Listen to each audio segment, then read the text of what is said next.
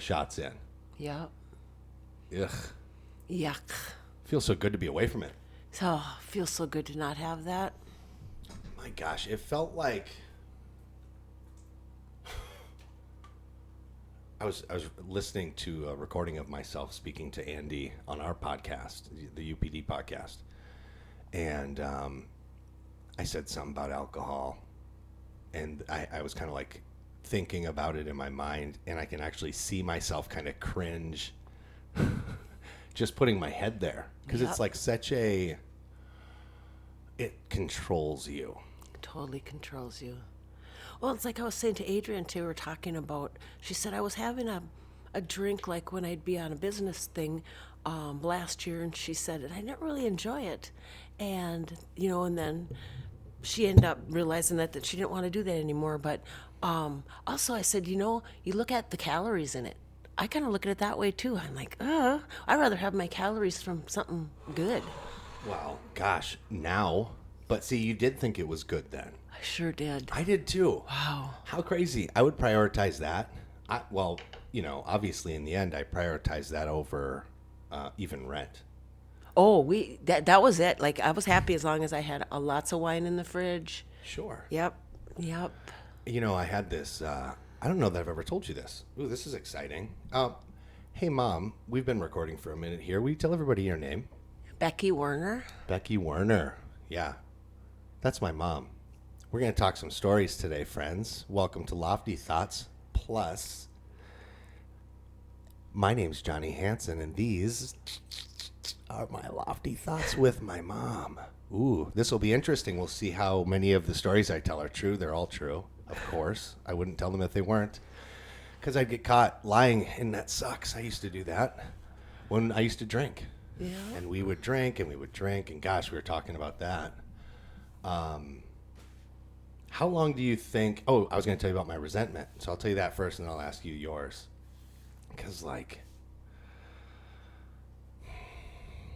remember when I came back from Oregon, and I stayed with you guys for a little bit, and,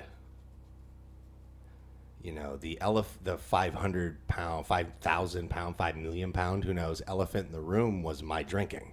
You know what I mean? I drank as heavy as you. Oh, I know you did. That was the thing. And I knew you did then. But, you had your bills paid. I didn't. Yep. That was the big separator. Mm-hmm. It's like, I'm sleeping in your basement trying to build a new life, I thought, laughably. But your bills were paid. Yes, we drank the same way. Yeah. Shit. And I had my shit together. We sure did. Yeah, we wake up in the morning and have a little drink, get things feeling about right in your body, and then you'd go about your day. Yeah? Yeah. Gosh, isn't that nuts? Yeah. How long now have you been free from that? Almost a year and a half. I know. Gosh, that's great. I know. Holy and smokes. I'm not a day counter either. Like No. No, I never, or week or anything. I think it's around a year and a half. Let me kick this idea at you, Mom. I think when Jesus heals you from this, which he healed you, Definitely. Obviously, gosh, the way that he goes about doing that, it almost feels like you wouldn't do justice to the immediate freedom that you felt if you started counting days. It would almost be like you're doubting the future of this great gift that he gave you. Such a perfect way to look at it. Yeah. Well, that's exactly how I think, and I think that was your reaction. I seen your reaction, and that's what I felt like you were putting off, and that's how I felt too. Was I've never counted days. I don't count bloody years. I have to really sit back and think about it. In fact, my friend Joel, love Joel, he was rescued like exactly a year to the day before he showed up to my house. So he's always been, he will text me sometimes. He hasn't in maybe a year or two, but he'd text and go, happy 13 years or whatever it would be. And I go, oh, geez, 13 already? Holy smokes, 13. Nice. Now I start to think about it as like, and you'll get this opportunity too, which is interesting because you didn't always drink that way. No. All right, so let me get to my stupid resentment here, and so we can just clear the air on this, because you wouldn't believe how frustrated I was with this. So I'm sleeping on your bloody couch in your basement, You're doing me a favor.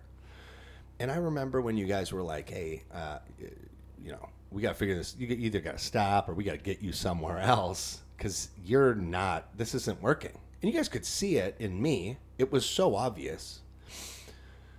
And I remember being so mad at you guys because I'd be like, well, in my head, I never verbalized this. Because that is one of those, that's that thing about, when you're living in such a heavy duty sin life where you're just, you're so consumptive. So you're drinking every single day. Like, you can't start identifying any of your own stuff. You got to be pointing that finger out. And I couldn't see past my own problems but I could see, my mom drinks like that. Look, what's the difference between us? Why do I have a problem? She doesn't seem to have a problem. But the reality was we both did. Mm-hmm.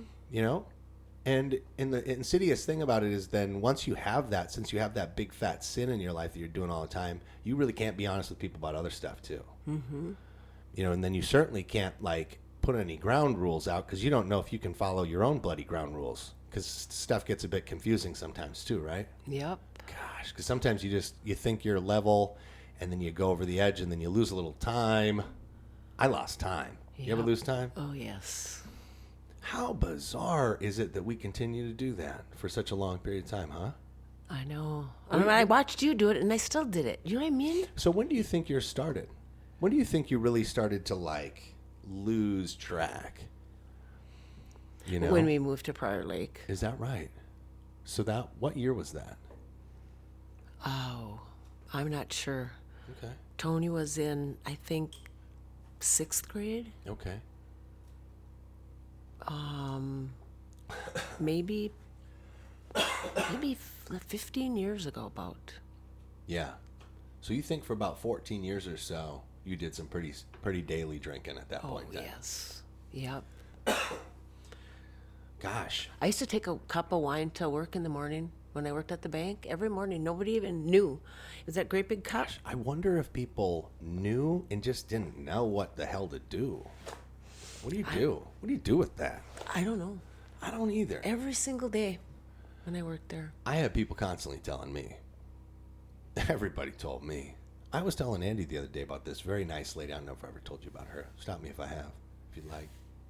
But I worked at this little club that we played at called the Wow Hall in Eugene, Oregon. And I was selling tickets at the front. Really, it was a favor a guy was doing for me because I was pretty hard up.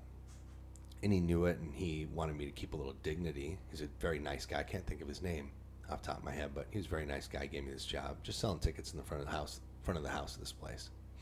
This other woman was, I think she did ad revenue, so she'd try to bring in new people to keep the paper alive because they ran the business in the front. It was a venue where they'd play music. We'd also play there as a band. And then they also had a newspaper that came out that was part of this place. It was a really neat venue. Oh, yeah. It was in an old school. God, you'd love this place. It's too bad you never made it out that way. That place was special. It still is there. It's a very cool place. Anyways. Boy, I'm working there all summer long. And I would, like we're talking, I wake up, drink, a couple shots. But I wasn't carrying wine. By this point in time, I'd have a flask somewhere. And I'd just take hits off that. And I thought, some people had said stuff, but it was more people I hung with. They'd be like, do you think you drink too much? I'm like, shut up. You drink all the time, too. Get real. And I was able to blow it off my head for sure and not dwell on it. But this lady specifically, this one was one that stuck with me and always has. And always still I think about what she did and how she did it, so I'll tell it to you. She says, she waited till everybody else was gone, too. This one day, she comes up to me. No one else is around. And she was like, hey, Johnny, do you mind? I got this thing in the office that I moved back before, but I don't think I can move it again. My arm just ain't wanting to get at it. You mind coming and help me move this thing? And she was the ad lady. She had her own office. So I went on back there. And I was like, oh, yeah, hey. And I moved this thing. And I, in hindsight, I remember moving this thing being like, this thing's 6 pounds. You can't move this thing. But the reality was, I think she had set it down. She wanted to have a minute conversation with me. So, and this is not long before I called you guys and said I need to get the heck out of here, because this was one of the determining things that made me think this lifestyle ain't working. So I set that thing up, and she's I I see her. She has her hand on her desk, and she's a very tiny lady. She's smaller than you. You're not a big woman. And she says, she's got her hand on the desk, and she looks up at me, and she says, "Hey, I'd like to talk to you about something, if that's okay." And I said, "Sure, what is it?" And she goes, "Gosh, I really like you a lot, Johnny." I said, "Thanks, I like you a lot, too." And she said, "Well, I hope it's not too forward. I don't want you to think, badly of me, but I just want to ask a question." I said, "Shoot away, what is it?" She goes, "Do you think you might have a drinking problem?" I think it was the first time anybody worded it that way to me, too. And I was like, "What?" Now, mind you, my girlfriend at the time was gone. She was out. Tasha, remember? Things have been pretty solid there. That depleted pretty quickly. She figured out pretty quick, this guy drinks all the time. And he smells like liquor all the time. He's not going places. So, even through that happening and the guys in the band being like, "Hey, Johnny, you're showing up on the wrong days sometimes, and sometimes we can't perform because you're just kind of not performing. And we're just going to take a couple-week break." And this, in my head, I'm thinking, oh, just a couple weeks? Yeah. All right, you guys take a break. Jeez, maybe you guys are burnt out. I'm still good. And this lady, she says that to me, and it was shocking. I mean, it was like, "Huh?" And I go, no, I'm good. And she goes, "Okay, gosh, I really think you're a special guy. I've seen you here play a bunch. You're a talented guy. There's a lot of talent in there. Gosh, if that was the case, there's people out there that can help. Just want you to know that." And I was like, "Okay, all right. Hey, thanks." And I remember feeling really guilty because in my pocket was that damn flask. And I felt it I swear, even thinking this thought now, do you see my face kind of reddening a little bit? Yep. I was so embarrassed when I lied to her. I felt my face was a million degrees of red. I got so hot, I felt it steaming out of my collar. Because right in my pocket was that lie. It's a flask still in there. So I can make it through a 4-hour selling tickets in a club where it already smells like beer's been poured all over the floors. I couldn't even sleep all night. Oh, I couldn't sleep all night. I wake up at night to drink because... I have to. I would have to wake up 2-3 times and then just take enough just to get right the heck back to sleep. I don't know that it was ever sleep either. I don't know if it was... Then I started taking... Oh, but then I fixed that. I started taking sleeping pills. Oh, no kidding. So I took 2 different really, really strong sleeping pills. Oh, no. Yep. And How I took long did you do that about for? 6 years. And then when I took them, I'd have to the one pill I'd have to take in bed because it hit you so hard. If I was too far away, I couldn't walk all the way to bed. If Oh it my hit me. gosh. Are you serious? And then I would What sleep. was this called? Do you know? Let's see. The one was called temazepam, and the I'm other one familiar was with that. called trazodone. I know trazodone as well. I know both those. Took both of those, Yeah. and it would make me sleep 10 hours solid, not move an inch, not dream, not nothing. Yes. It's very So then I vacant thought that there. was, well, that's fixing me. Now I can sleep, and now I can just drink during the day. Sure. For how many years? Yeah. Yeah, 6 more years then, huh? Well, you scored 6 more solid years of that kind of lifestyle. Yep. I would do the same thing. I just figured, I'll get less sleep, I suppose. I don't know what else to do. Let me get more caffeine. How can I caffeinate my alcohol? And it was as if my mind created it in the store. I swear, because in that year that thought happened, you could start buying this alcohol / malt liquor. Are you familiar with this crap? Yes. I started buying that. I was like, boom, that'll be the starter because then I can get a little, if I'm tired. Yeah, get a that kick. Caffeine. And they threw so much caffeine in those drinks. You started hearing about kids in college having heart attacks. They'd shotgun 2 of them. Mm-hmm. That stuff was so dangerous. God, we are so wacky as humans. Well, think how strong that wine was. And I'd do the whole glass wine and a splash of 7-Up. Can't have too much 7-Up. No. The 7-Up was the the mask on a pig. And it totally in my brain, that little splash made it taste way different than if I course. didn't put that splash in there. Well, I think it's the justification of this isn't just straight wine. So it satiates something in your brain maybe too. Just a little bit. Our brains are so powerful. It's wacky. So I always on this show I talk to folks about some of the crazy stuff. So I just need you to verify a few things for me first, so that everybody can like hear this truth. Did we ever live in a tent, Mom? Yeah. How long we live in tents for, Mom? Oh, maybe a year. Oh, just a year with kids. Yep. How old were your kids? And nobody. This is old stuff. The statute of limitations is passed. Nobody's 3 gonna come take us away. 2 and 5. Those are pretty young kids. Well, when there was storms, we slept in the community building, They had one on site, right? right on site. And how'd you guys cook food and stuff? How'd you keep food? Well, in a cooler, Okay. and I guess we cooked on a Coleman stove. Like a burner, right? Yep. I remember that. Yeah, we even had a TV that we'd hook up and put on the picnic table sometimes, watch TV. Gosh, I do remember there being a picnic table. you get you get a pretty solid flood of new neighbors. Yeah. There's a lot of turnaround in the neighborhood. Yep. And we used to take the toaster under our arm down to the showers in the morning to get cleaned up. They have and we like a pavilion down there, maybe. they had, Meaning like some sort of overhang thing that you could hang out under and get out of the rain. no, it was like enclosed showers, and you could go in there and plug your toaster in and make your breakfast while you're all showering. And Oh, nice. yeah. Okay. Oh, jeez, that's so crazy. Was it on a lake? Nope. It was right in Fort Myers, Florida. Is that right? Mm-hmm. Was there ever any big storms? I don't really remember big storms, but it rained almost every day, like it seems to in Florida a little bit. Sure. Yeah, we just made it through, audience. Which storm was this called? This was not Helene. Milton. We did this is for time reference, because I won't give you a day. This was a few days after Hurricane Milton. If you can hear it in the background, that is my generator still running. We are powerless. Days out, but we got a Jenny, so we ain't worried about nothing. Right. What was? Oh, here's a great one, and I know that you're gonna say that this is true. You had a great cheese hustle, like a underground cheese and milk and vegetables little thing going on. What was that? Oh, a friend of mine worked out at a cheese factory place, Okay. and I got a lot of cheese from.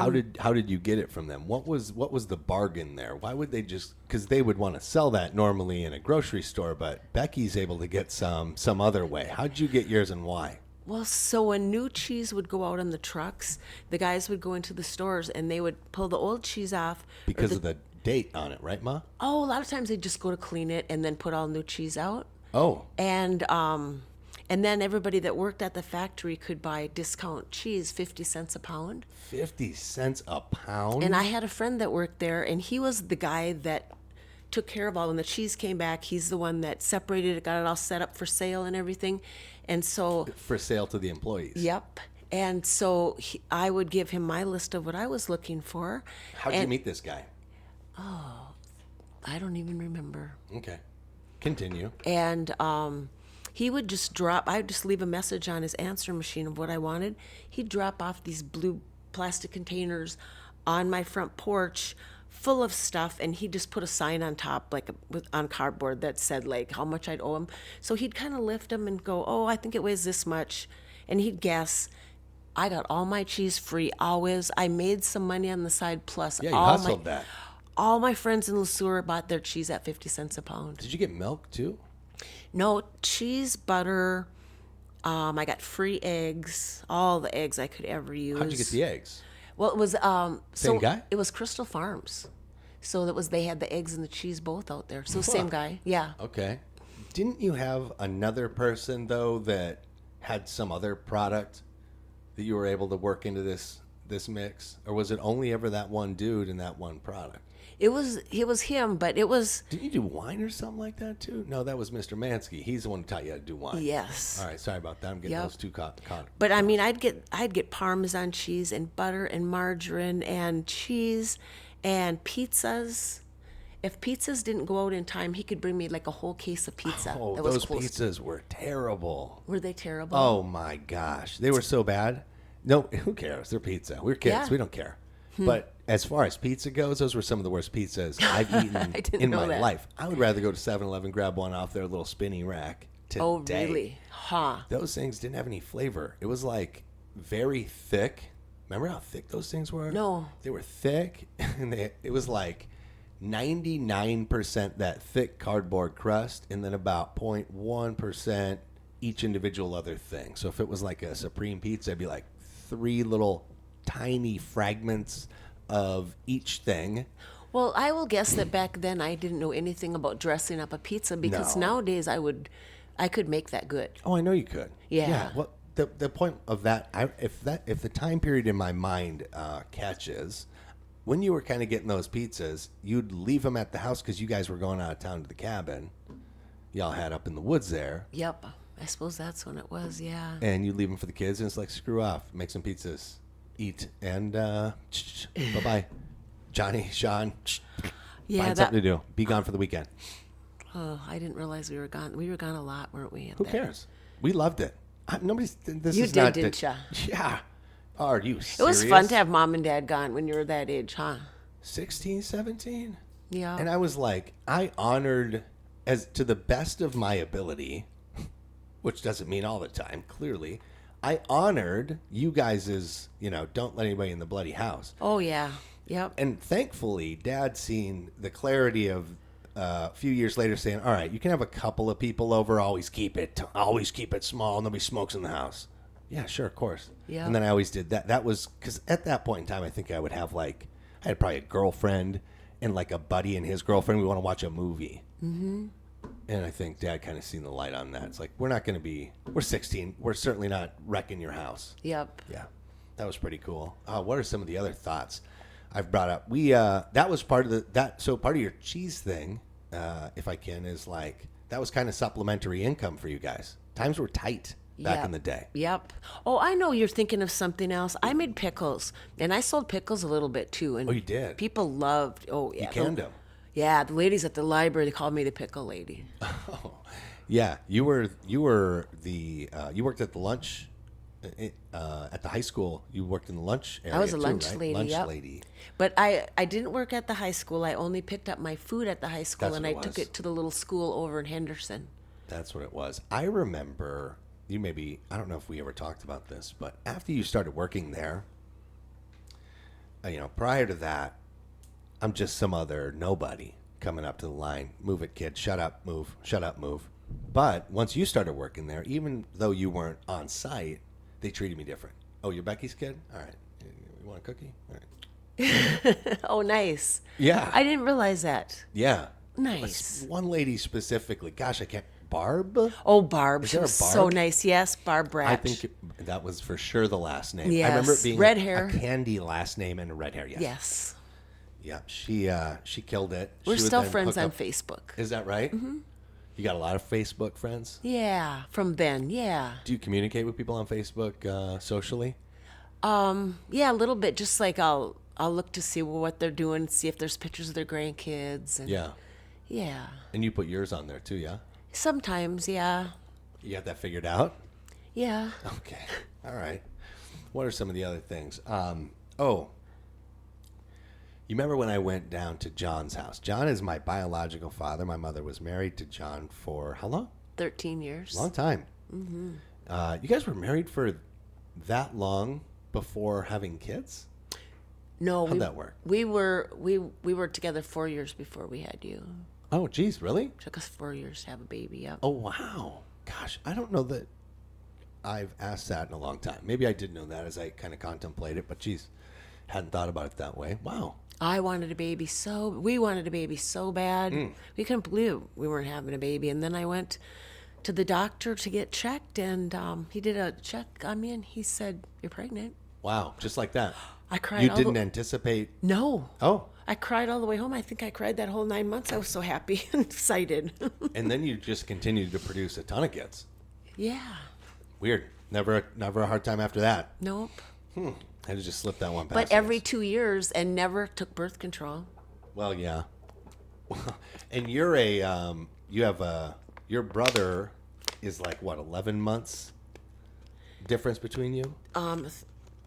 364 days. Jeez Louise. That's Irish twins, they call that, when it's less than a year. Okay, so, and you left John because he was drinking? Is that fair to say? Yep. Just couldn't quit. He just couldn't get his life together. No. Do you have a final conversation with him where you kind of laid out what the hell was going on, and how did he react if you did? Well, because like here's my thought. When it comes to drinking, we were talking about that at the beginning. Something's wrong internally when you're the drinker, and you're just hoping to sneak it past everyone one more day. That's kind of the life. Oh, another day, cool. Oh, another day, cool. You wake up fearful, and by the end of the night, you're always promising yourself all this other crap too. But like that's part of it is like that. I've made it through another day, and I've convinced them that nobody's leaving, or whatever. It's like this weird psychology that you build. So then all of a sudden, when somebody does leave, you are almost shocked by it, but you shouldn't be because you know that for years you've been anticipating this moment. Yeah. So, well, see what happened is Please. he had friends that came down from International Falls, so he had some drinking buddies, and how many buddies? Well, I think it was men or women or both? It was both? a man and a woman and 2 children. That's what it was. Okay. And they were friends of his from International Falls. They came down, and I was up in Minnesota, and they proceeded to just drink and drink and drink, and he didn't go to work at a job that I'd set up for him. That was kind of a big deal for us. Oh. And so when I was gone, I really decided, because we'd already talked about that. And you weren't drinking. I didn't drink. How did I ever start drinking? I didn't drink back then. We'll figure it out, but yeah. Right? Yeah. So when I got back, I took him aside and talked to him about how I felt about it. But he had his friends there, so he kind of like shook it off, and it was like not a big deal. Like and then I said, "Well, I'm gonna go to Minnesota," and so he just left with them. Oh, he did. Yeah. Oh, so you and the kids are stuck. And how did he leave? What does that mean? He got in. Was Philip and his wife and 2 children. He got in their vehicle and left. Like same day. Same day. I was like, okay, bye, people. Oh, wow. And we just, I cleaned the apartment really good so that we get our money back from the deposit and stuff, and got ready and headed for Minnesota. And on the way to Minnesota, my van broke down, and I got a hold of Gordy, because he was expecting us to come there, and So you had kind of met him a bit in advance of that. I met him not very much in advance. I met him. Sure. I only knew him like a week. Yeah. Hey. And he said, go to the nearest airport and I'll just fly you guys up here. Oh, wow. Uh-huh. So we did that and left the van. Just sitting there on the road. Never knew what happened to it. So we owed some money to some people that fixed it in Florida. I let them know where it is, and they went and got it. Oh, cool. Yep. Well, one hand washes the other. Yep.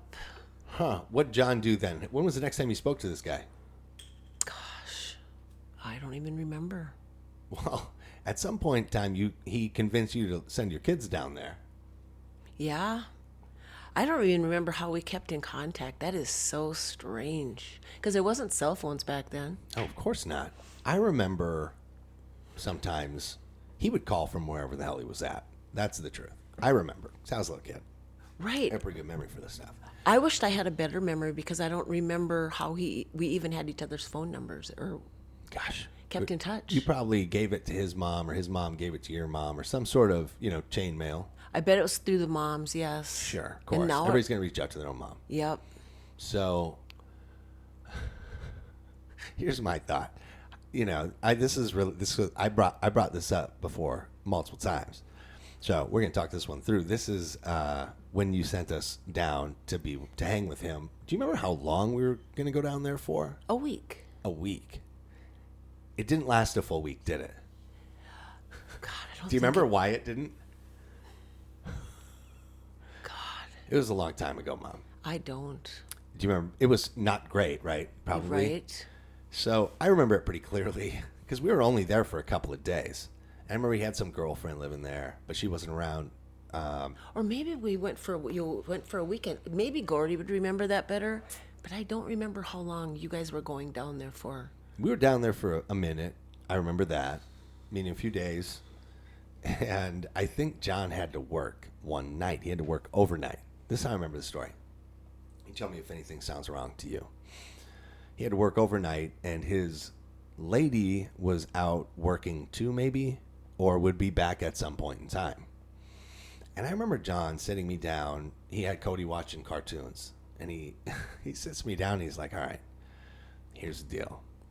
Up the road is a child molester. Here's what he looks like. And he had somehow gotten a picture of this guy, and he goes, he might come down knocking on the door. I'm like, what? Why would he do that, right? But that's what he said. And in my little brain, I'm going, okay. And he goes, I got to go to work tonight. So I'm going to show you something. And you only take it out if that guy comes to the door and he tries to push the door in and he don't leave. So then he takes me into his room, and underneath his pillow, he had a pistol. Does this sound familiar to you? Oh, my God. I don't know how old we were. Probably like 7. Yeah. 6. I don't know. And he goes, you need to protect your brother. This will stop that guy. You just go like this. And I remember he had taken all the bullets out, and he showed me how to do it. He had me do it a couple of times. And then he put the bullets back in. It was a revolver. It was like a Colt 45. It was big. And he was like, so if he comes through, you just point that at him. You just put that in his belly, and you just start pulling. And I go, okay. And I remember like sitting there and like thinking about it. And I didn't sleep that night at all. Because like Cody fell asleep in front of the TV. And I just remember staying up being like, some guy, I don't know what a pedophile is, but as a little kid, I just didn't like the sound of it. It sounded like he was dangerous. And I remember him saying like, he likes to hurt kids. And I was like, okay, so a scary guy down the street who likes to hurt kids might come hurt me and my brother. I can't even believe what? Yo, so yeah, this happened. So then his girl never came. Shocking. He got off of work, whatever the hell time he got off of work. And I convinced him to take me to the phone booth so I could call Mom and let her know we were okay. And he goes, okay. And I remember he was standing like there, and I was talking, and I was crying. And immediately when I heard your voice, I remember crying. And you go, honey, what is it? And I go, I'm scared. And you were like, all right, we're getting you back here. And I was like, okay. I didn't have to say anything else. And you must have made some phone calls to the airport. I remember putting him back on the phone, and him going, all right, okay, all right, yep. And then taking us back to his little crummy, dumpy apartment. His lady was there at that point in time, because I think she's the one with the car, and then I think she had to take us to the airport.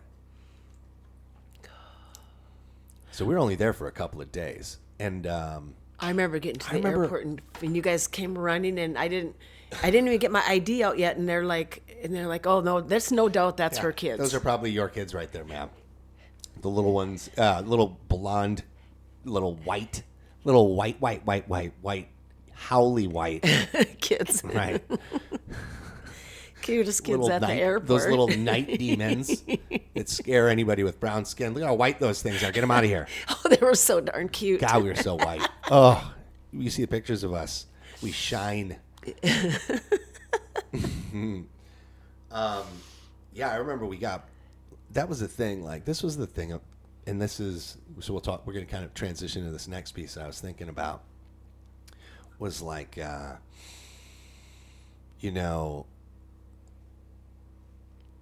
John would always like cry and sob and whine. Remember that? Yeah. And I remember finally just being like, Mom, please don't put me on the phone with this dude anymore.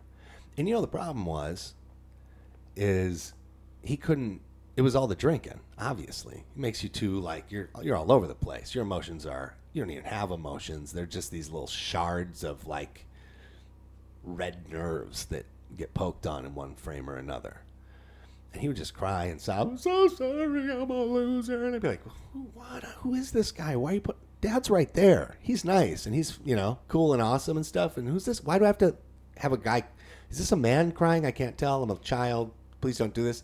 Finally, you were like, hey, if you're gonna, I remember you grabbing it one time. You see my face, just like, this is insane, and I think it broke through to you that like this also isn't good.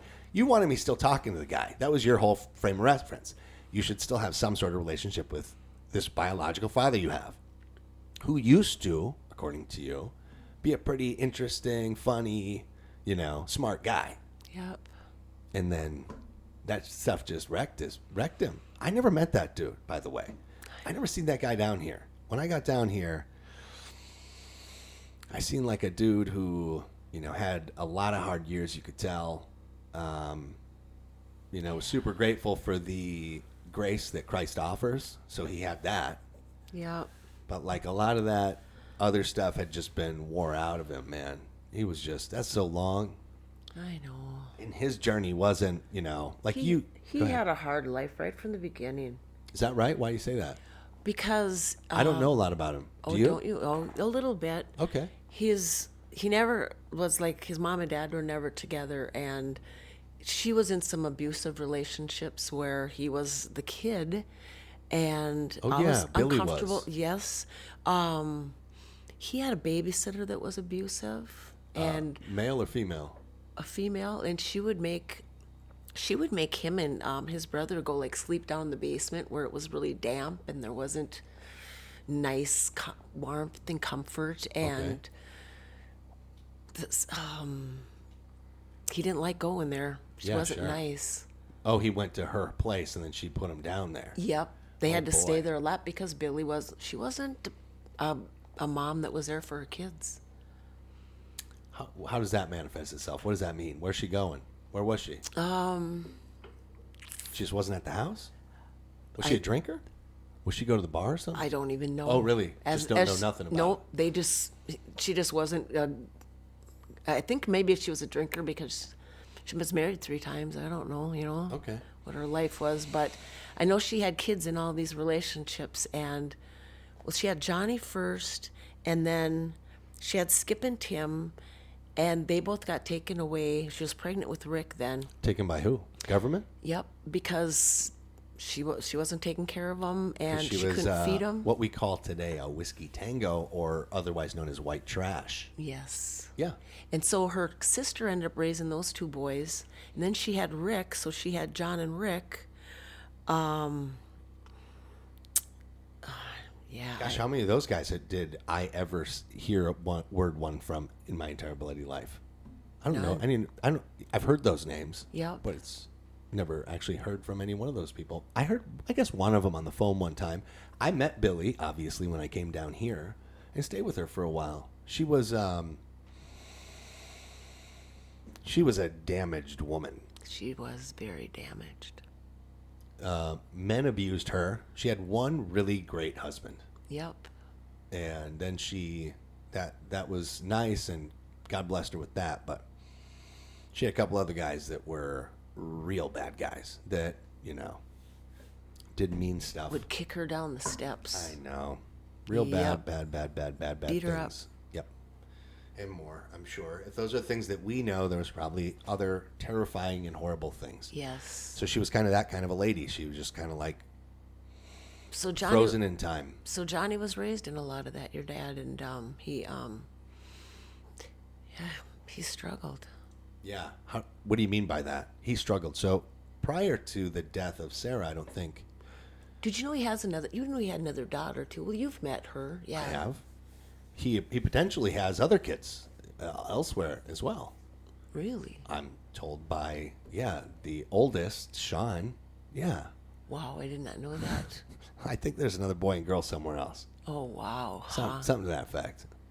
And when she was young, he never wanted anything to do with her.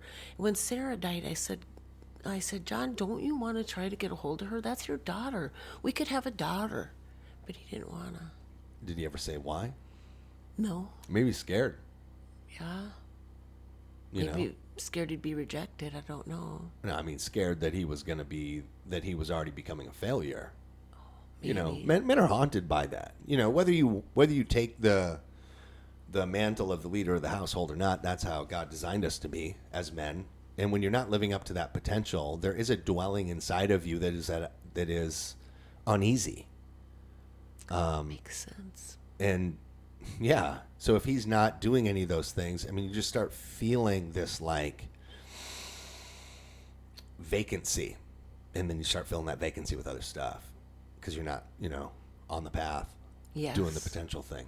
And then you're also disappointing those around you. You can see it, and so you have to like mask the pain of that and stuff. And yeah, did they grow up in Michigan, John and his family? They moved. Oh, did they? Moved Quite a bit. Yeah. I think maybe her Why? first years were in Michigan. Do you Dudley know? was in. Dudley was in. That was his Waste- first name, Dudley. Dudley. Yeah. Dudley. Yep. He did wastewater purification systems, so he moved in. You know what I mean? He was in that. Oh, so he'd go town to town Yeah. and help that town develop a waste I think treatment so. facility. I think so. Huh. Cool. Yeah. Yeah, he always seemed like a decent guy to me, and what fleeting memories I have Yeah. from that time. He was very nice. Yeah, cool. And But none of us were Christians, so Oh. our life was so different. so let's talk about that a bit, because when Sarah passed away, what you always said to me as a kid and throughout my whole life was, you said it was, you were at the house and it was just so much pain for you. And why don't you take it from there? What else? You were in pain. Your daughter has passed, and you just couldn't handle it. And what'd you do? I'm not sure what you mean. I think you told me you asked God. You said, God, if you're out there, I need your help here. Something to that effect. Is that about right? You know what? I didn't ask her about Sarah, and I don't know why. I guess I was so hurt then I wasn't even giving anything to God. When I talked to God is when Cody left. I went. That was the first time. Yep. Well, How did you handle Sarah then? If you didn't jump into drinking and he did, was it maybe just you're his, nurse? You're his kind of wet nurse as he drinks his way. You kind of felt that you just kind of take care of him as or what was your mentality? I'm trying to spit a couple out here at you to maybe. I don't even know. Okay. I was just so sad, but I always had you, so I didn't feel like, like it was. I didn't take it as hard as him, I guess, but I always knew there was God and that she was in heaven. You said that. I remember being pretty young and you telling me that. Yeah.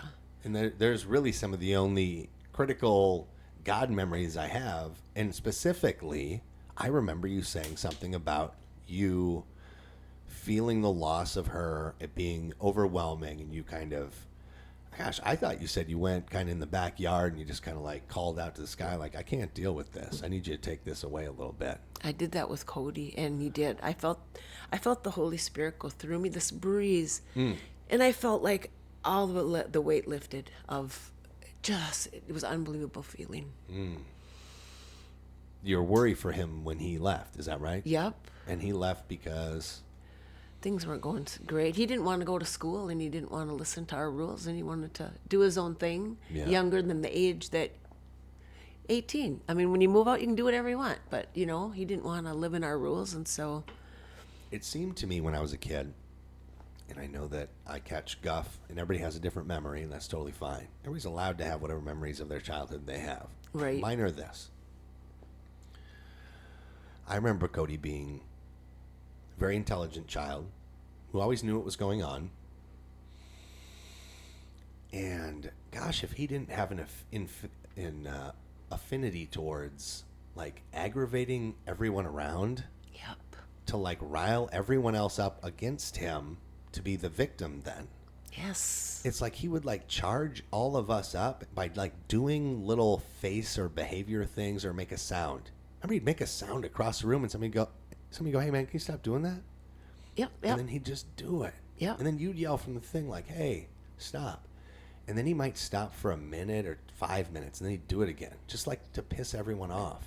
What was that? I don't know. You ever talk to him about it?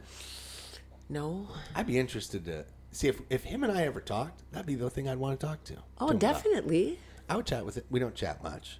Listen, these are two. I don't personally have anything against the guy. I just don't think we have anything to talk about. Well, you guys don't know. You haven't seen each other in how many years? You don't Well, even that's know the each truth. other. I couldn't agree more. Yep. All you are is related, basically, by blood. I think he's. Listen, let me ask you this. How about this? You see how I live. You see how he lives. You think we'd be buddies? No, not right now. Okay. So, this is more of a bridge than. This isn't just a bridge of like, oh, it's been 15 years, brother. It's like, we're not even the same kind of people. No. No, we're very different people. Very. That's the misinterpretation of my feelings towards Cody. It's often interpreted that I don't like him. No. It's never been the case. He's just different than me, and I don't relate to it. So I go like, well, I'm fine. I'm not upset. And they go, well, why don't you call him more often then? Well, because we don't have anything in common. Yeah, what are we going to talk about? He's an alien to me. He changed his name to Gypsy, and he goes by that. That is not what I'm intending for my existence here this time. One time that I get. I just rather just do this Jesus thing now that I found it. Yeah. Right? So when I have talked to him, it's like, oh, yeah, I'm going to do I invented these new pants, and I'm going to start selling them at the carnival that my lady and I perform at. Sound about right to you? Yeah. That's different than what I do, Mom. Yeah. I'm a regular guy that has properties and business, a couple businesses. Yeah. All right, it's a little different. This is why when we talk, it's like, oh, yeah? Oh, cool. All right, so those pants, what's your marketing plan for that? He's like, what do you mean? I'm just going to put them in a sack and carry them with my dog and 13 other people's dogs and those 75 other people that we all travel with. What are you going to do? Sound good still, Mom? Yeah. All right. Have I said any lies yet, Mom? Probably no. Gosh, no. These things. But The past was different. Here's something interesting. Huh. Gosh, if it wasn't my phone we were using to record, I would look this thing up for you. See, here's an interesting thing for us to start thinking about. There's a fella named Sargon of Akkad. I think it's a moniker he got from some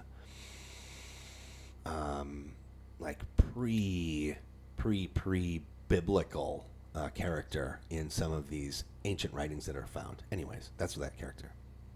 But it's a man who lives now. He's an English fella, and he's a excellent philosophical mind, I think.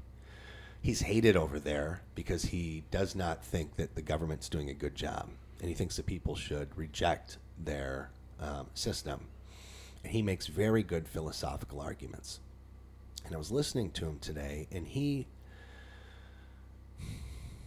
was speculating on and concluding that when I was a child, and you lived in the camps place that you did, that actually it was a pretty safe place. Did you feel safe there? yes. I never once felt unsafe as a child when my parents were around, especially when you were around. I'll say that. When you were around, I never felt unsafe. I never felt poor until I got older. And that was mostly social pressures from other kids at school. I'd get home and there was no poverty to be seen. I just knew how close to the margins we were when you're trading, bricks of cheese for next week's meat money. Yeah, and we're taking coupons down, little green stamp books full with stamps and da-da-da. Yeah, It's all the smart stuff. well, arguably, Mother. You guys were sometimes tripping over dollars to pick up pennies. You heard that one before? Yes. You guys did a bunch of that. That might be, that's a thing worth thinking about. Anyway, I'm thinking this guy is talking about that it actually was safer then. Not because there's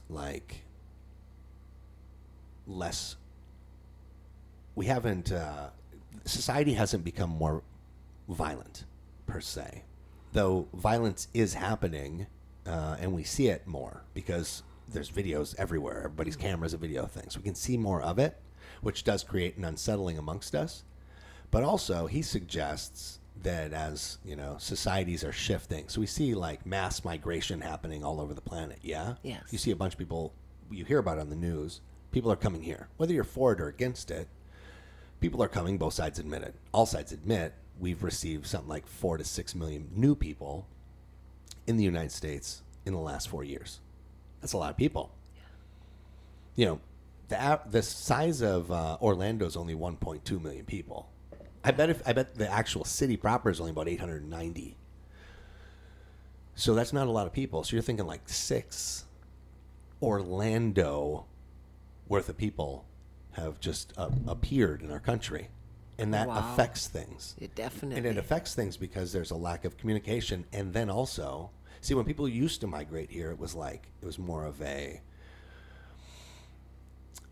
in that time, specifically the 80s and 90s, it was like, come there to be there. Because, like, America was so cool then, right? Mm-hmm. It was like, that was when movies were starting to get big with blockbuster movies, and like things were fun in America in the 80s and 90s. The music kicked butt. Everything seemed like it was kind of steaming right ahead, yeah? Yes. Felt like there was possibilities. You guys started having some possibilities. You guys owned a business, though eventually that went under. But then Dad got work and he got going, and you guys started having a little bit of something, which eventually led to like a couple of houses and stuff. Like you guys jumped up. Mm-hmm. You guys went from like, in your life, for crying out loud, you went from... How was your mom and dad's house when you were a kid? What kind of house was that?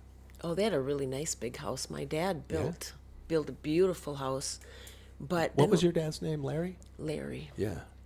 But then when I was about in 3rd grade, he decided to sell the house out in the country and move into town because he had thought about moving to Colorado. Oh, what was he going to do in Colorado? I don't know. Okay. But then he ended up with having to have knee surgeries and then ulcer surgeries, and then he had that cancerous brain tumor. Oh my goodness. He worked in the coal mines though, or iron mines. Yep, as a electrician. Okay, so he's running down there and he's running all the lines. Yep. I didn't know he did electric down there. How long after he worked there he started developing those cancers? Probably, I don't know, 15 years, I suppose. Wow, about the gestation time for something like that. That makes sense. And he got that brain tumor, too. Anybody else ever get tumors like? Well, a lot of people up there got... I know they did. Cancerous brain tumors. Yeah, you're sucking up all that stuff and they didn't have any respirators. Go half a mile and... You ever been into a cave, Mom? No. All right, so I was explaining this recently on Lofty Thoughts. Johnny Hanson's Lofty Thoughts. Thanks. I was explaining my Sebastian's mother, my son's mother, and I went to it's called the Wind Caves in Oregon. And I'll speed up and give you just this last piece. So there's only one other car in this wind cave, or outside of it, and then you got to go, and there's just a hole in the ground. You go down this ladder, and it's like the size of a stadium inside, underneath the ground. It's huge. And then you walk to the edge of this huge cavern, and then there's a hole about that big. You crawl through that hole, and then it's into a cave that's like a baseball field size. It's huge. Oh, you crawled through there? No. Are you kidding me? I'm not insane. This is the story I told. We went down the ladder, and all we had was like little crummy, like this. So we're like a little tiny bit of light. When you're down there, you have no idea what darkness is until you go down there. By the way, the second you get out of the light and you're down below the earth, it's cold. And then the deeper you get, it's hot. So, because the pressure of all the earth above you creates heat down there. Okay. Right? So, like, you're going further down these, and then there's moisture because water is seeping through the earth and falling down, so it's wet down there and stuff. And then they're down there digging up whatever the heck from the underside of the earth from however long it's been buried there and blowing crap up down there, and the dust is everywhere, and they had nothing to breathe in. And then these guys all develop 800 kinds of cancers. I got to tell you, you know how frustrating that is to now understand? I have slightly been terrified my entire life. Just a little, if 100% is the maximum amount of how much it bothered me, I'd say less than 1%, but enough to have always existed that maybe, because you always said this, you always go, you kind of look like my dad, kind of have that look like Larry. Mm-hmm. And I look at the pictures and I go, I can see it. Keith more now. Gosh, Keith really. Oh, no, I think Keith looks like Robert now, Gordy's dad. Oh, does he? Yeah. Gosh, I haven't seen a picture of Totally. Dad's dad in a long time. I'd have to look at it. I'll send you a picture of each when I get home. I always thought I was going to get a brain tumor. Ooh. My whole life. I always kind of in the back of my head, like, would have that little, like, I always thought of him, and he got it. And then you go, you kind of look like him. And I go, oh, maybe I got his genes, and I'm going to get a brain tumor. And now that I've really found out, and it was a while back, actually, that I found out the mine thing. I think I asked you, what the heck did he do? And you said he worked in the mines, and I was like, oh, the iron mines. He had cancer because of those mines. That's what it was. That doesn't mean I'm getting cancer. No. Well, gosh, that solves that whole thing. I'll sleep tight tonight. Stop those 5-hour sleep nights. I'll start getting 6, maybe even 6.5. That feels pretty good. What kind of dad was he? Oh, man. Like when you were before. All right, listen. We're gonna have to go over. We'll get back to Dad. Did you graduate high school with the other kids? No. No. Why not? Oh, because school was boring, Sure and was. I thought I had better things to do. What do you think? That version of you. How old was that person? 16. 16. What did she think she was gonna do? She thought she was going to go hitchhiking.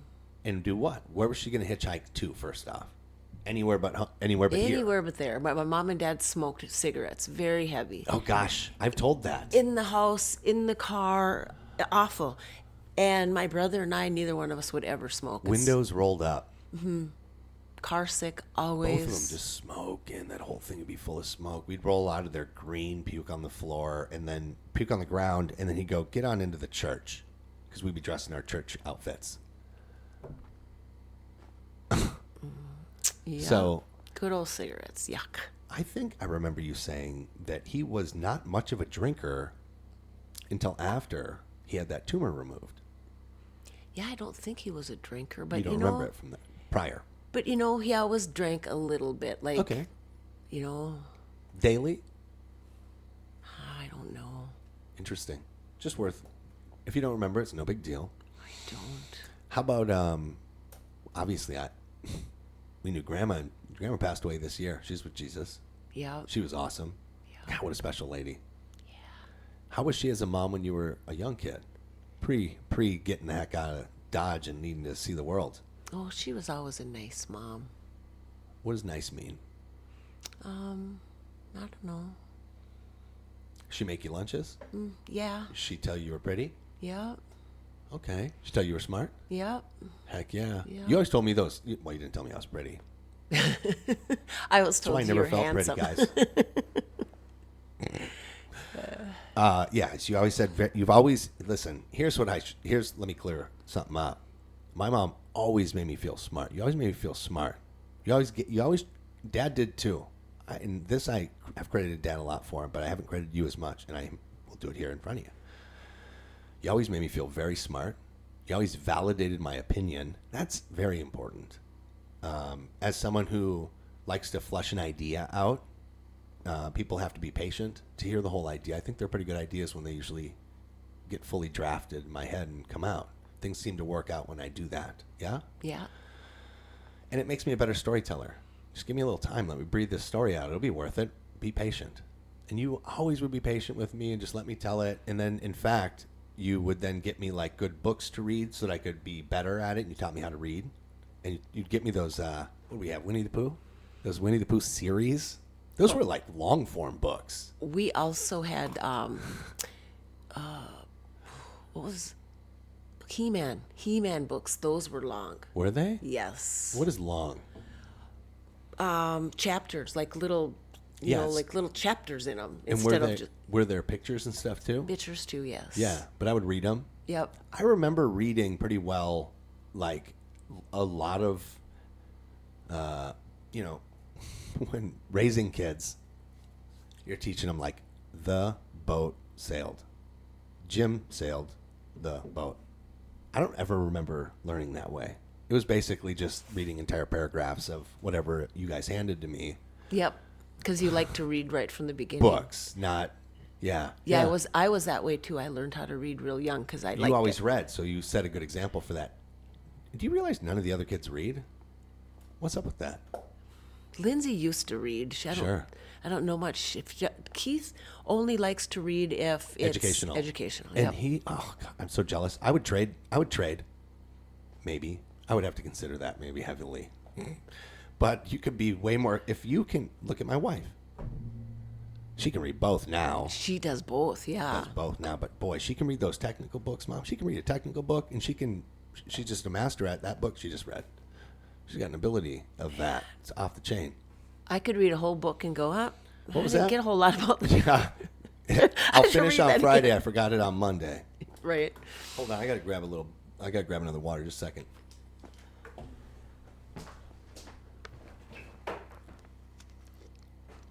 Dang, all those waters are out here. Looks like I'm stuck with one of these.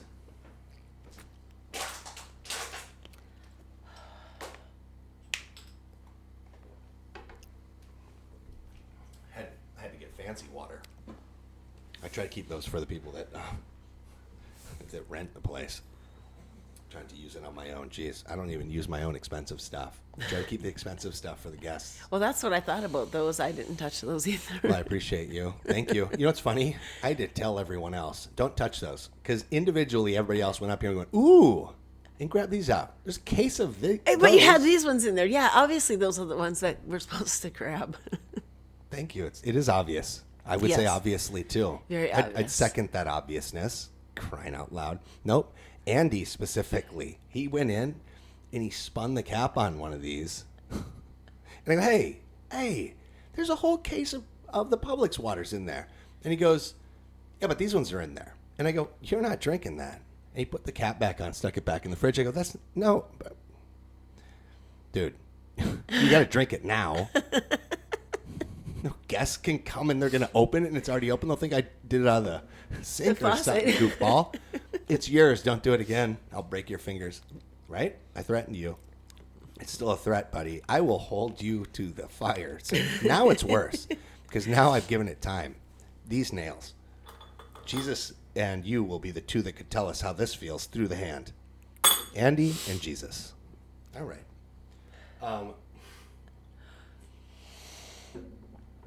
You went back to school, though. Yeah. How did that go? How old were you when you went back to school? Gosh. Maybe 26. Okay. Yeah. And you said, I think you were telling me this, you went to like a school where you could kind of do both years in 1 year. It's like a technical something or other? Well, it was a technical school, but I didn't know what I was going to go for, so I just took some general classes. Yeah. And so, I mean, I didn't get a whole lot out of it. I kind of got cut short because John decided he wanted to move to Hawaii. Oh, yeah. So you while want I to take was- that new money and get on out. Yeah, so, yeah. How did he convince you of that one? Oh, You left did you own the log? You were buying your rent to own we were nice log house in northern Minnesota? we were buying it, not rent to own. We were buying it. Oh, you're buying it. It was Okay. a mortgage. It was a mortgage through a bank. Got Yep. it. Jeez Louise. And Ouch. John just said, well, we're moving. And while I was doing finals at college, he was selling all our stuff. And No. yeah. Did you'd come home and stuff was just gone? Yeah. And you had me and Cody at that Yep. one time. Yep. So you'd come home, stuff's just missing, and you'd say, what are we doing here, I guess bud? that's what we're doing, huh? Gosh, just kind of go along to get along at that time. Yeah. I don't know. Maybe I had some excitement about it too, because seriously, It's Hawaii. I don't remember going, no. I just Yeah. remember going, oh, okay, well, guess let's try this. Wow. Because I think now, oh, what? Sure. Stupid, but it was a lot of years ago. Do you remember when I went to the hospital in Hawaii? Yep. Why did I go to the hospital? Because you had fallen and like skinned your knee, Yeah. but it wasn't very bad. Well, then you fell and skinned it again. It still wasn't very bad, but then you had a line on your leg and you didn't feel good. And so I took you to the hospital, and sure enough, it was blood poisoning. Yeah. And they said, if you get scraped or anything in a foreign country, basically a foreign, It's pretty far away. yeah, you need to treat it always like it's a big deal because your body's not used to our climate area. Yeah. Yeah. And they had to do blood transfusions because that's how you get blood. You had to stay overnight. It was terrible.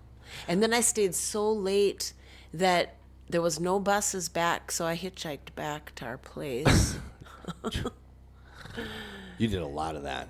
Oh, well, I didn't hitchhike after that one time that guy gave me a ride and said, I said, well, you can let me out here. And he said, no, you're going with me.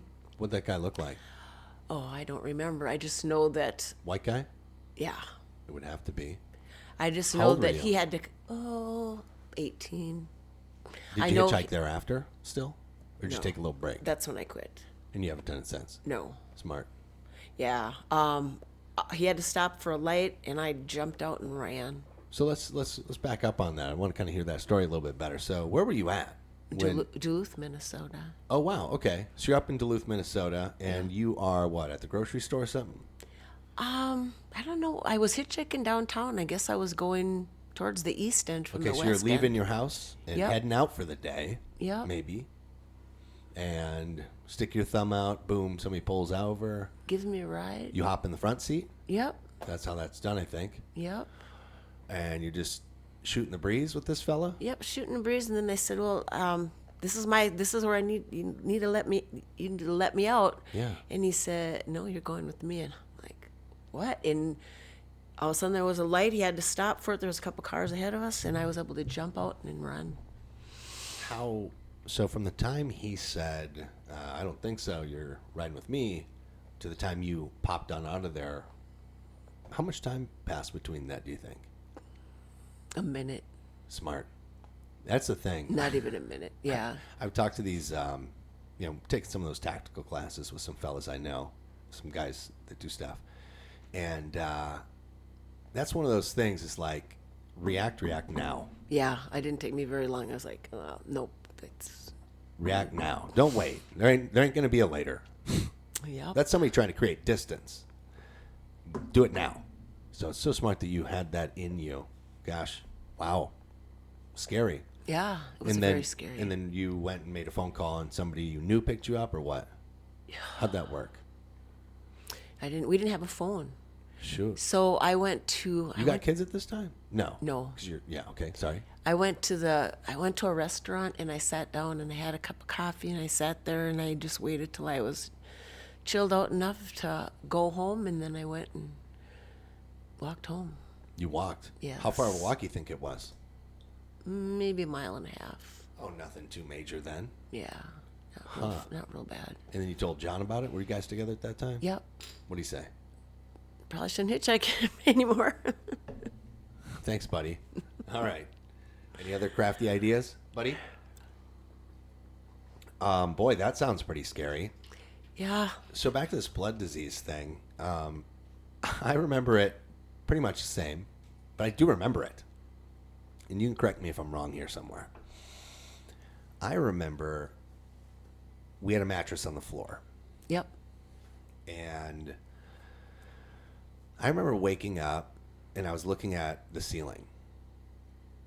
And I didn't feel good. But I remember I felt like super not good. Like my body doesn't want to move. It's not working. And my legs wouldn't move. And then I remember being scared, so I remember crying. And then I remember your face, because like I couldn't even move my head for some dumb reason. Or at least that's how this memory is in my head.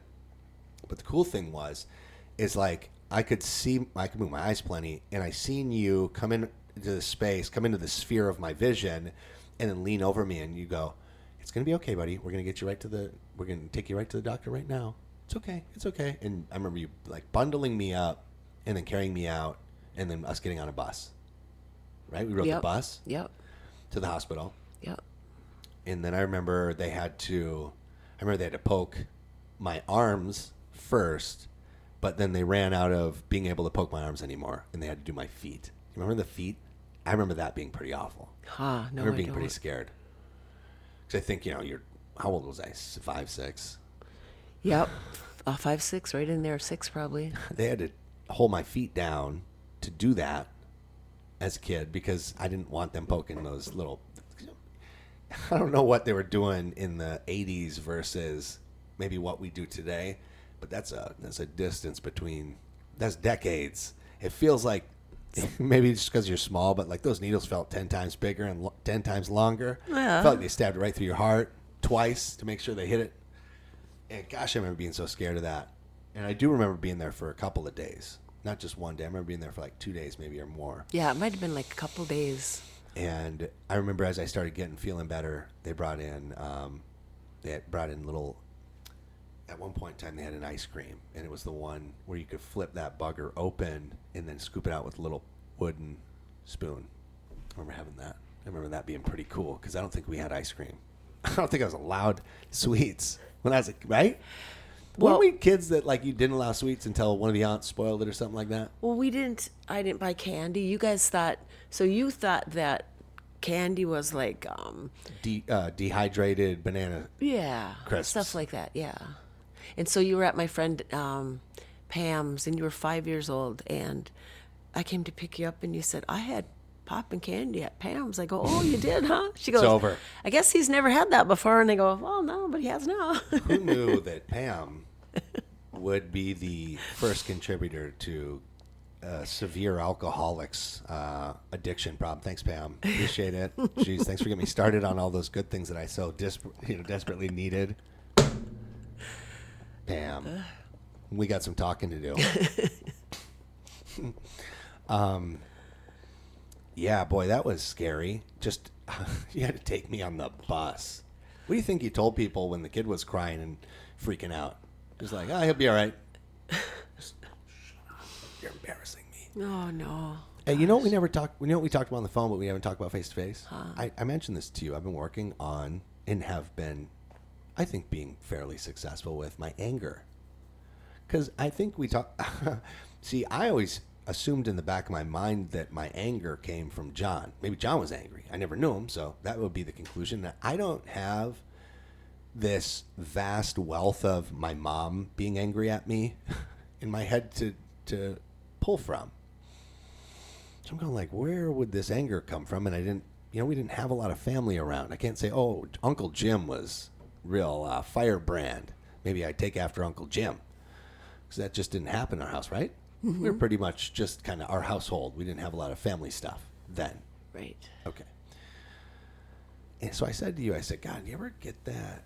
Or maybe I said it like, I have this thing that happens sometimes where I just get so bloody mad that like, boy, I am about to see red and anything can come out of my mouth. I got to break something too. Like something's got to be broken. And boy, you just, the most meanest things I can possibly think of will come out. Yep. And you go, oh, I'm so familiar with that. And I go, what? And you go, oh, yeah, that uncontrollable fire that just takes over. Yep. And then you feel guilty afterwards. Because, like, it's so overboard at somebody else that it's just like, if you don't go on a very fast, immediate apology tour, they're going to hate you probably forever. Fair? Yep. That's how angry you get, too, huh? I one time had a whole case of glasses, and I don't remember what the reason, but I was so mad at John, I threw every single one at him. Oh, yeah? Yeah. Inside? Across the room in the house. Ooh. Angry. You guys had that kind of fights? That's the only one we had that bad, but yeah. Do you have any other memories of that kind of anger manifesting? Yeah. Sure. Sometimes I could even wake up really angry. I hate that one. Gosh, that's hard. I know. That happens. I'll wake up and I call it like death by 1,000 cuts, but it's not. It's a metaphorical cuts. It's like, I wake up and for some reason I'm already instantly crabby. I don't know why. I don't identify it till I stub my toe and then catch my shirt and tear the bottom of my shirt a little bit and then drip a stain. So by about the third time I go, I'm being attacked. Something's going on here. What is this? How's this going on today? This can't be the day for me. And I'm just, and from that moment on, even if I can get back to, there's something about it. If I can even, let's say I get real mad and upset, but my fuse is short the rest of the day. Do you feel like that on those days? Do you wake up upset? I don't have them anymore. Oh, gosh. I don't have that. When's the last time you thought you had one? I don't have that anger anymore. I haven't had it since, God saved me from drinking. Yeah. Let's go ahead and move on to that then. I'd like to hear about that. So, had you been considering or quitting drinking for a while? I don't know if not really quitting, but just kind of cutting back, I guess. And How long you think you've been thinking about cutting back? Okay, that's fine. So you're thinking about quitting, you're thinking about cutting back at least maybe, and I prayed about it. you haven't had a real lengthy prayer career, Mom. You weren't a daily prayer person, were you? No, not before. What do you think? And this is a question, so I'll look for your answer on this, but would you think that this was a different prayer than maybe some other prayers you had in the past? I think so. Okay, what would make you think that? Heart change, mind change, thought change? Must have been a heart change because the prayer worked. Well, we'll get to the evidence of the prayer, I think, but believing is part of the prayer, I think. You have to believe the prayer you pray. Yeah? Yeah, I that's can what sit happened. and pray crap all the time. Oh, I pray I win the lottery. That never manifested. But when I genuinely prayed to God about taking away my drinking, specifically mine, boy, He was real good to take that away. Yes. Never had the compulsion again since. Right? Yeah. So, I remember mine. So, I had tried so many bloody times to quit. And I would quit for a month or 2 months or 3 months. But I just was always discontented. I was not a happy guy. I'd quit drinking and I'd just be somehow more miserable not drinking. And then I became this is what we were talking about earlier, but you become a mirror to those you love of the thing that they're not doing, which that was a tough transition piece for me too. I don't have any resentments for it because I anticipated it. Thankfully, I had good men around me who really warned me about a lot of these things to look out for. And specifically, it was like, you're going to go home and people are not going to be, they're going to be excited day one. By day 4, they're going to be not excited. I said, why? And they said, well, they're still drinking. You have a family of drinkers, right? Mm-hmm. Not saying everybody drinks, but we have a family of drinkers. Okay. And what can happen is you stop drinking and you can make some life changes and you're going to be you said this earlier, but you get kind of annoyed by everybody else's kind of drinking and their eccentricities during drinking time. Everybody gets a little loud, a little obnoxious, and you're like, all right. So it's like, and then they sense that coming off you, even if you're not visually rolling your eyes. There is a part of you that just is not connected to the stuff the way they are. And then that becomes a mirror to them, and they go like, hey, asshole, I'm trying to drink and party over here, and you're kind of spoiling the mix. You're not a drinker or a partier anymore. Get the hell out of here. Right? Mm-hmm. Even your own family. Like, that's how I felt. And I can't blame everybody because you guys were all like, hey, we're over here doing good. And then you come along with all this not drinking weird crap about Jesus. What are you doing? Take that shit back to Florida, goofball. A little bit. That's fine. Because that's what it is. Listen, obviously, now you're here. You're on this side. You see it. You mentioned it to me downstairs. You said, like, there gets to be a bit of that too, right? Yeah. The other folks who maybe they kind of go like, all right. They maybe have a little bit of a hard heart because they still see their place and they see you've made a change. Because change is hard. Generally speaking, change is hard. God can step in from time to time, as He did in our case, but there's still been a lot of work you've had to do, correct? Change is very hard. He removed the consumptive alcohol part, but He still says there's a lot of... That was a symptom of the disease. Mm-hmm. The disease is some of these heart issues that we need to work at, right? Yep. He says that to you, and that's when the real work starts. Start working on you, and then you never have to drink again because you'll start solving some of those things that you were afraid to face in the past. Yep. Right? Yep. It's pretty cool. What a good design God seems to always have every single time. That's pretty convenient for us if we just listen.